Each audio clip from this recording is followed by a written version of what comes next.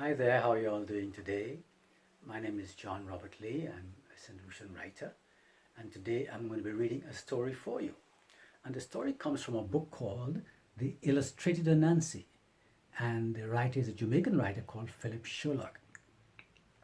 Anansi stories, like Kope Lape, Kope Teague, and these stories we know, come out of our African traditions. And the Anansi figure was based on an African folklore figure. But the Anansi stories have become very much Caribbean stories. So I'm going to read a story for you called From Tiger to Anansi. So let's go.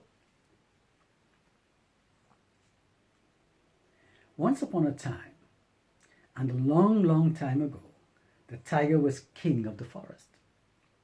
At evening, when all the animals sat together in a circle and talked and laughed together, Snake would ask, "Who is the strongest of us all?" "Tiger is strongest," cried Dog. "When Tiger whispers, the trees listen.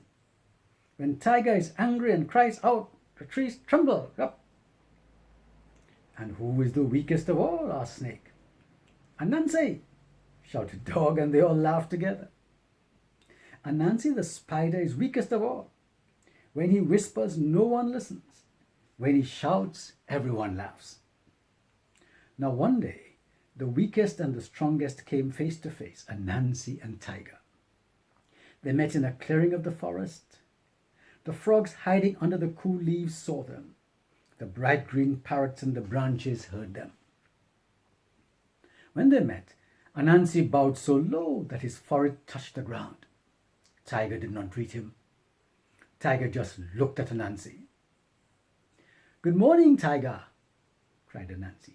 "I have a favor to ask." "And what is it, Anansi?" said Tiger. "Tiger, we all know that you are the strongest of us all. This is why we give your name to many things. We have tiger lilies and tiger stories and tiger moths and tiger this and tiger that. Everyone knows that I am weakest of all. This is why nothing bears my name. Tiger, let something be called after the weakest one so that men may know my name too." "Well," said Tiger, without so much as a glance toward Anansi, "what would you like to bear your name?" "The stories," cried Anansi. "The stories that we tell in the forest at evening time when the sun goes down. The stories about Bre Snake and Bre Takuma, Bre Cow and Bre Bird and all of us." Now Tiger liked these stories, and he meant to keep them as tiger stories. He thought to himself, "How stupid, how weak this Anansi is. I will play a trick on him so that all the animals will laugh at him." Tiger moved his tail slowly from side to side and said, "Very good, Anansi, very, very good. I will let the stories be named after you if you do what I ask." "Tiger, I will do what you ask." "Yes, I am sure you will, I am sure you will," said Tiger, moving his tail slowly from side to side. "It is a little thing that I ask. Bring me Mr. Snake alive. Do you know Snake who lives down by the river, Mr. Anansi? Bring him to me alive, and you can have the stories." Tiger stopped speaking. He did not move his tail. He looked at Anansi and waited for him to speak. All the animals in the forest waited. Mr. Frog beneath the cool leaves, Mr. Parrot up in the tree, all watched Anansi. They were all ready to laugh at him. "Tiger, I will do what you ask," said Anansi. At these words, a great wave of laughter burst from the forest. The frogs and parrots laughed. Tiger laughed loudest of all, for how could feeble Anansi catch Snake alive?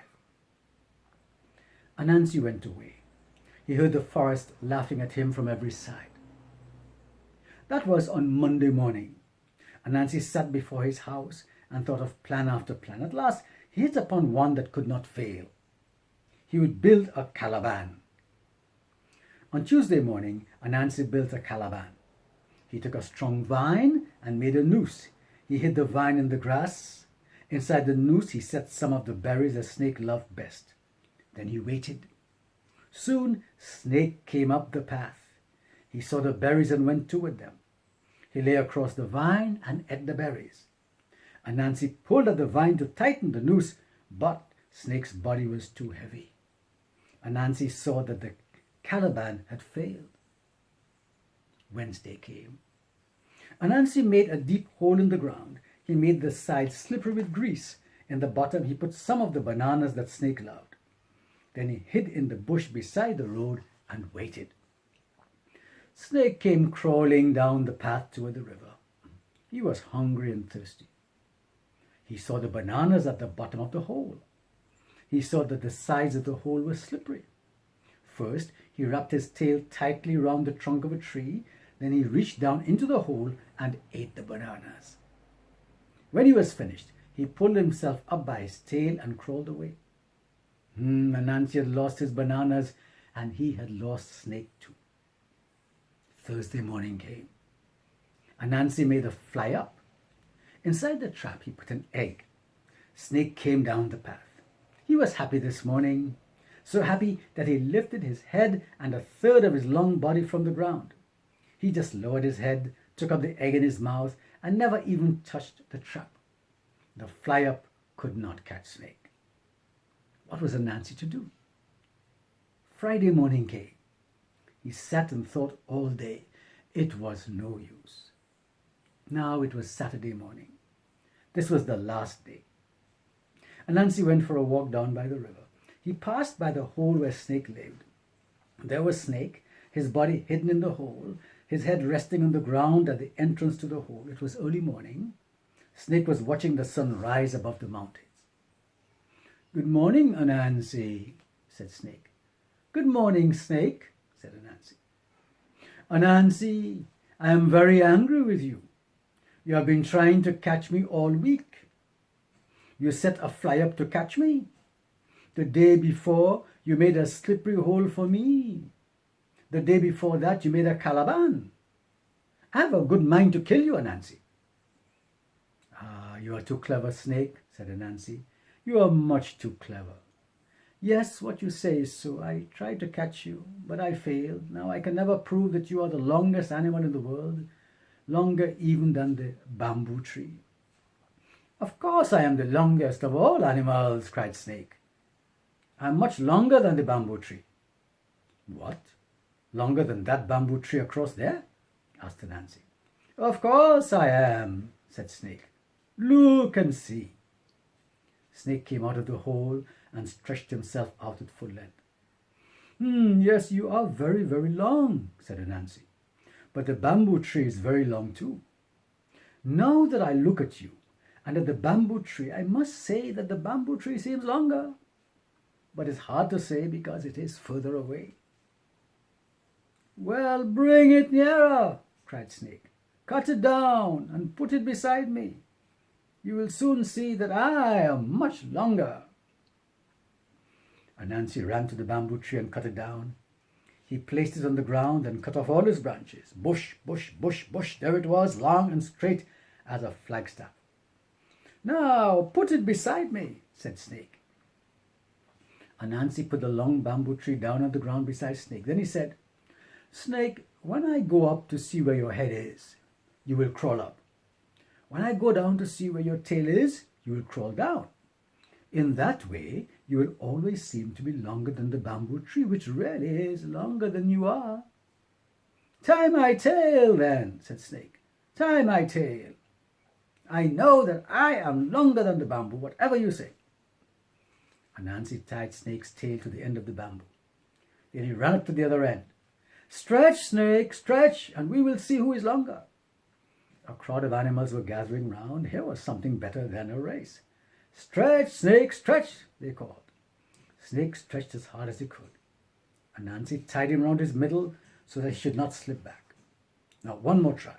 Snake knew that if he stretched hard enough, he would prove to be longer than the bamboo. Anansi ran up to him. "Rest yourself for a little, Snake, and then stretch again. If you can stretch another 6 inches, you will be longer than the bamboo. Try your hardest. Stretch so that you even have to shut your eyes. Ready?" "Yes," said Snake. Then Snake made a mighty effort. He stretched so hard that he had to squeeze his eyes shut. "Hooray!" cried the animals. "You're winning, Snake. Just 2 inches more." And at that moment, Anansi tied Snake's head to the bamboo. There he was. At last he had caught Snake all by himself. The animals fell silent. Yes, there Snake was, all tied up, ready to be taken to Tiger. And feeble Anansi had done this. They could laugh at him no more. And never again did Tiger dare to call these stories by his name. They were Anansi stories forever after, from that day to this. And that's our story, From Tiger to Anansi, from this book, The Illustrated Anansi by Phillip Sherlock. I hope you enjoyed that story. Our Anansi stories, our folk tales, are very good to listen to, and they give us great joy and teach us many lessons, Okay, have a good time, children. See you again sometime.